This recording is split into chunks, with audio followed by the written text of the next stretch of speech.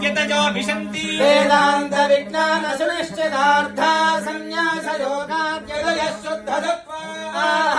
ब्रह्मलोके तु परान्तकाले परामृतात् परिमुच्यन्ते सर्वे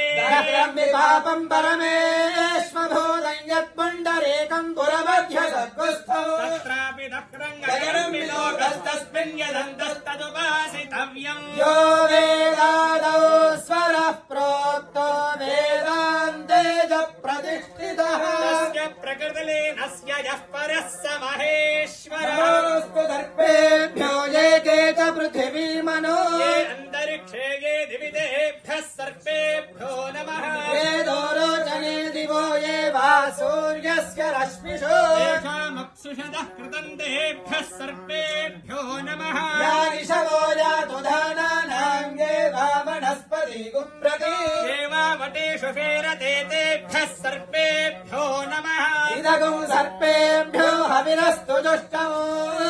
श्रेषा येषामनुयन्ति चेतः ये अन्तरिक्षम् पृथिवीम् क्षयन्ते तेन सर्पासो हवमागमिष्ठा ये रोचने सूर्यस्यापि सर्पाः एवम् देवीमनुसञ्चरन्ति येषामाश्रेषानुयन्ति कामो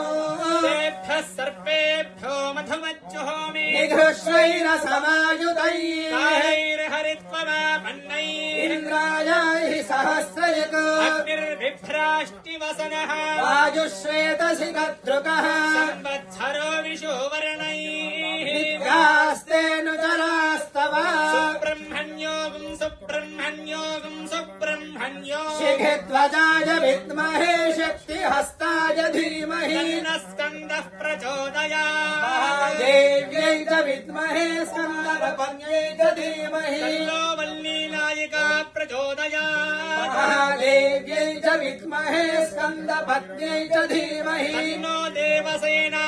प्रचोदयात् श्रीवल्ली देवसेना समेत सुब्रह्मण्येश्वर स्वामिने नमो नमः।